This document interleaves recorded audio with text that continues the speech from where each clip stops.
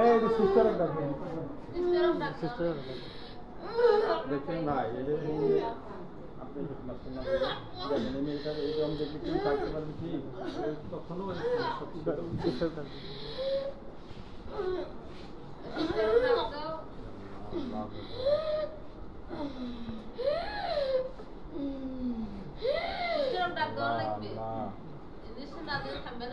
হ্যাঁ কয়বার আসলে মা তোমার ঘর থাকছে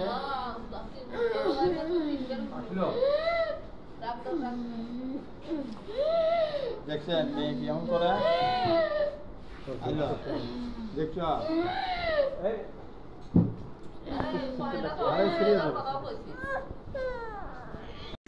মেয়েটা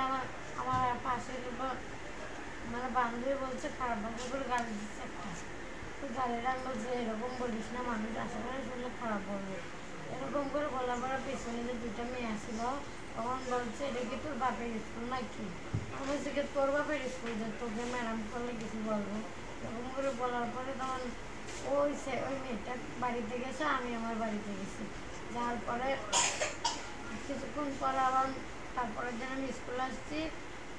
ওই মেয়েটা আসে নাই ওই মেয়েটা আসলে বিচার দিতে হচ্ছিল তখন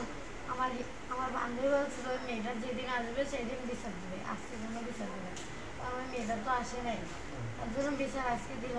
সেই দিন বিচার দেয় নাই আর পরের দিন যখন ওই মেয়েটা আসতে তখন ওই মেয়েটা বিচার দেয় নাই আজকে আবার কেউ লাগছে ক্লাস করতে করতে আমি যখন পড়া দিছি ইংরেজি ক্লাসের সময় ম্যাডাম পড়া করলো পড়া দেওয়ার পরে পরে একটা ম্যাচ না উপন দেখতেছিল উপন আমি বললাম ম্যাম ক্লাসের মধ্যে মাথা দেখানো হচ্ছে এরকম করে বলার পর ওই মেয়েটা আসলো আমার ম্যাডামকে বলছে ম্যাডাম আপনাকে বাবা তুলি গালি দিছে মেয়েটা থাকে না পরে ওই পিঙ্কি ম্যাম আমাকে মারধর করছে মারধর করার পরে আমি এরকম হয়ে গেছি। কি দিয়ে মারছে তোমাকে? হাত দিয়ে মারছে। হাত দিয়ে মারছে? শুধু যে ম্যাম মানে মাথা দেখার জন্য এই কথা বলছে উকুন দেখতেছিল যে ইয়ার মধ্যে ক্লাসের মধ্যে উকুন দেখতেছে এটা আমি বলছি দেখে তার পাশে তারপর একটা মেয়ে আসলে ম্যাডামকে বলছে যে বিচার দিছে ম্যাডাম আপনাকে বাপ মা তুলে গালি দিছে এটা শোনার পরে ম্যাডাম আমাকে আইসা মারছে মারার পরে আমি এরকম হয়ে গেছি।